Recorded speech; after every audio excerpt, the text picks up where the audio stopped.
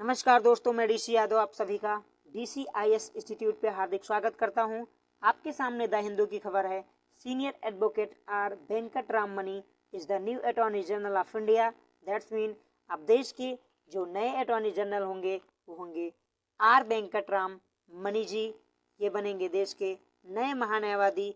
नीचे लिखा गया है द हिंदू की तरफ से कि the appointment comes after the Mughal Rastogi decline the post, यानी मुगल रस्तोगी के मना करने के बाद अब देश के नए जो अटॉर्नी जनरल बनेंगे यानी महान्यायवादी बनेंगे वो बनेंगे आर वेंकट राम मनी, यानी रामास्वामी वेंकट राम मनी जी। हम चर्चा करेंगे ये कौन है, इनका क्या सफर रहा है अब तक सुप्रीम कोर्ट में, क्योंकि ये सुप्रीम कोर्ट के वरिष्ठ अधिवक्ता हैं। इनकी क्या उपलब्धियां रही, हम इस पर चर्चा करेंगे। साथ ही संविधान में चर्चा करेंगे कि अटॉर्नी जनरल का पोस्ट संविधान में किस आर्टिकल में है, इनके क्या दायित्व और क्या शक्तियां हैं, हम उस पर भी चर्चा करेंगे। लेकिन आगे बढ़ने से पहले दोस्तों, यदि आप लोगों ने अभी तक DCIS इंस्टीट्यूट को सब्सक्राइब नहीं किया है तो प्लीज सब्सक्राइब DCIS इंस्टीट्यूट। अब सबसे पहले हम चर्चा करेंगे कि सुर्खियों में क्यों है अटॉर्नी जनरल का पोस्ट, क्योंकि वर्तमान के जो अटॉर्नी जनरल हैं जनरल के वेणुगोपाल जी, वो अपने पद से 30 सितंबर 2022 को रिटायर हो रहे हैं, यानी उनका कार्यकाल खत्म हो रहा है। इससे पहले 2 बार भारत सरकार ने इनका कार्यकाल बढ़ाया था, लेकिन अब फाइनली 91 ईयर्स ओल्ड के हो चुके हैं। सो अब इससे आगे ये देश के लिए सेवा नहीं दे सकते। सो फाइनली अब देश की संसद ने भारत के राष्ट्रपति जी को कह दिया है कि अब देश के जो नए अधिवक्ता हैं रामास्वामी वेंकट राम मनी जी, वो बनाए जाएंगे देश के नए अटॉर्नी जनरल, क्योंकि अपॉइंट करने का जो पावर है वो आर्टिकल 76 सब क्लॉज 1 के तहत भारत के राष्ट्रपति के पास है। अब हम बात करेंगे महान्यायवादी यानी अटॉर्नी जनरल की नियुक्ति कैसे होती है। तो जैसा कि मैंने बताया कि महान्यायवादी की नियुक्ति भारत के संविधान के अनुच्छेद 76 सब क्लॉज 1 के तहत देश के राष्ट्रपति के द्वारा की जाती है।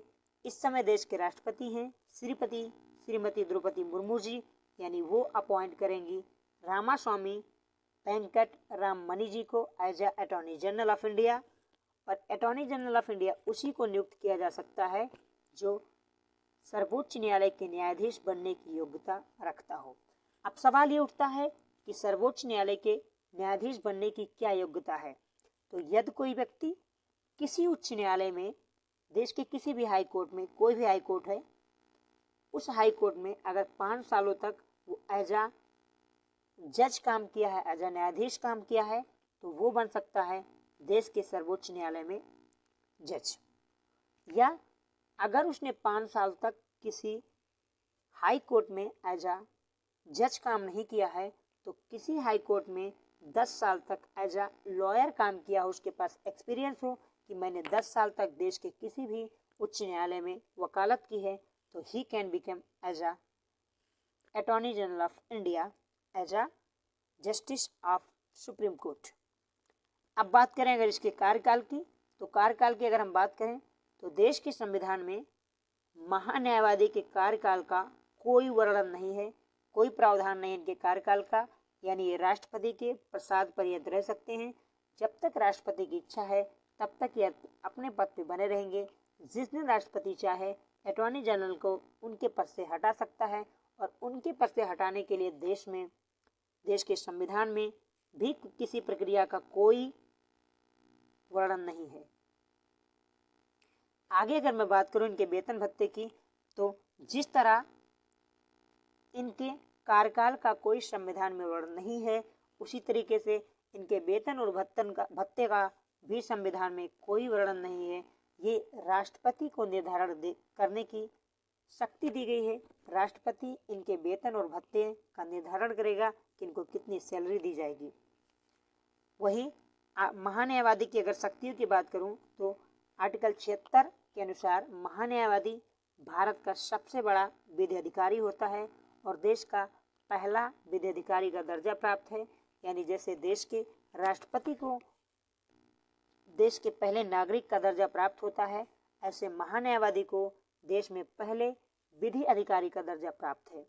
और आर्टिकल 88 के तहत महान्यायवादी को यानी अटॉर्नी जनरल को संसद के किसी भी सदन में भाग लेने, बोलने का अधिकार है, लेकिन मत देने का अधिकार नहीं है। That's mean he can't vote in any case. किसी भी केस में महान्यायवादी को मत देने का, वोट देने का अधिकार नहीं है, लेकिन किसी भी सदन में भाग लेने का इनके पास पूरा अधिकार है, बोलने का पूरा अधिकार है, लेकिन बस मत नहीं दे सकते हैं। और महान्यायवादी को वो सभी विशेषाधिकार प्राप्त होते हैं जो एक संसद को प्राप्त होते हैं, यानी एक संसद के सदस्य को प्राप्त होते हैं, सिवाय वोट देने के अधिकार को छोड़ के। इसका तात्पर्य ये हुआ कि जो वेतन, जो भत्ता उनको मिलते हैं, जो विशेषाधिकार मिलते हैं, जैसे विशेषाधिकार का मतलब ये हो गया कि संसद के अंदर एक संसद का जो सदस्य होता है उसके पास कुछ अधिकार होते हैं कि जैसे अगर कोई दीवानी का मामला है तो उसे गिरफ्तार नहीं किया जा सकता। वो सारे विशेषाधिकार अटॉर्नी जनरल को मिलेंगे जो एक संसद के सदस्य को मिलते हैं आर्टिकल 88 के अनुसार। आगे अगर बात करूं तो भारत सरकार को विधि संबंधी ऐसे सलाह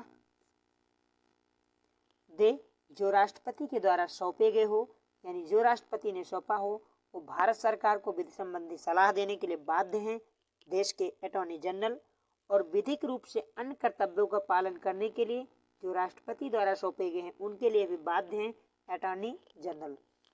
अब जब तक वो अपने पद पे हैं तब तक बाध्य हैं।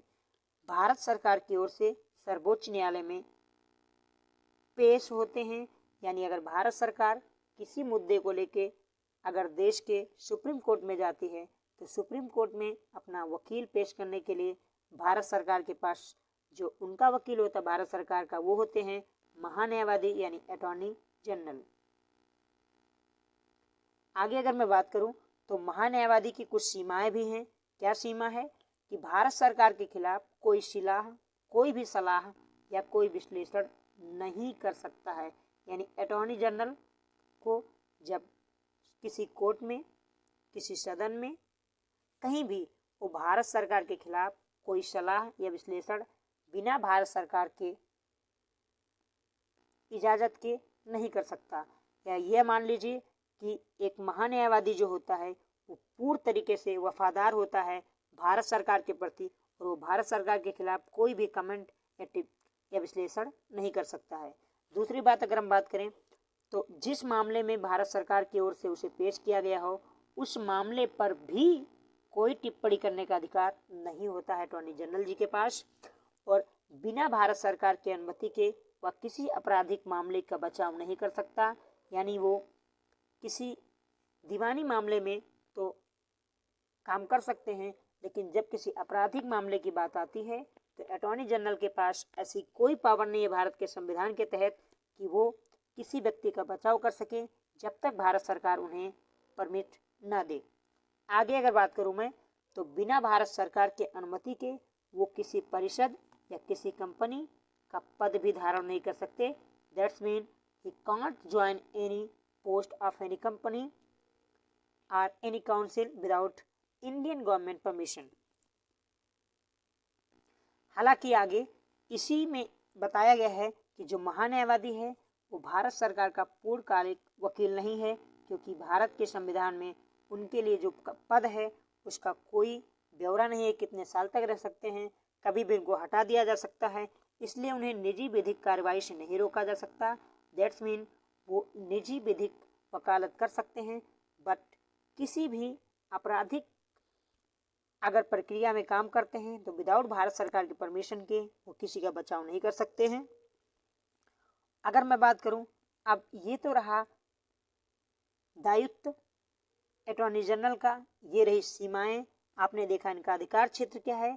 अब हम बात कर लेते हैं जो देश के नए अटॉर्नी जनरल बनेंगे यानी आर वेंकट रमन जी, उनके बारे में बात करेंगे हम। आर वेंकट मणि जी के बारे में बात करेंगे। वेंकट रमन जो थे वो देश के उपराष्ट्रपति थे, तो आर वेंकट मणि जी यानी रामास्वामी वेंकट मणि जी अब की हम बात करें तो 1979 से लेकर सुप्रीम कोर्ट में वकालत कर रहे हैं, यानी 1979 से ये सुप्रीम कोर्ट में वकील हैं। इन्होंने कुछ महत्वपूर्ण मंत्रालय जैसे रेल मंत्रालय, वित्त मंत्रालय, स्वास्थ्य और परिवार कल्याण मंत्रालय यानी हेल्थ एंड फैमिली वेलफेयर जो मिनिस्ट्री है उसमें विशेष वकील के तौर पे सेवाएं दे चुके हैं। यानी ये वो मंत्रालय भारत सरकार का जिसमें उन्हें विशेष वकील के तौर पे नामित किया गया। और 2010 में जब विधि आयोग बना तो उसके सदस्य भी थे आर वेंकट मणि जी। इसके अलावा अल्पसंख्यक मामलों के मंत्रालय द्वारा गठित की गई विशेष समूह के भी सदस्य रह चुके हैं आर वेंकट मणि जी, और अब बनेंगे देश के 16वें अटॉर्नी जनरल। तो ये रहा आज का खबर। मैं आशा करता हूँ आप लोगों को पसंद आया होगा, क्योंकि हमने इसमें अटॉर्नी जनरल से संबंधित जितने भी प्रश्न होते हैं आपके स्टेट पीएससी, यूपीएससी, एसएससी, किसी भी एग्जामिनेशन के लिए, उन सारे खबरों को हमने कवर किया है। एक क्वेश्चन ये है कि अगर आपसे कोई पूछे कि देश के पहले अटॉर्नी जनरल कौन थे, तो MC तलवार जी थे देश के पहले अटॉर्नी जनरल। आप इसको नोट कर लीजिएगा। तो फाइनली दोस्तों, यदि आप लोगों को सेशन समझ में आया हो, पसंद आया हो, तो लाइक कीजिए, और अब तक अगर सब्सक्राइब नहीं किया है तो सब्सक्राइब करें। DCIS इंस्टीट्यूट अपने दोस्तों के साथ शेयर करना ना भूलें। आप सभी को शुभ रात्रि। जय हिंद, जय भारत।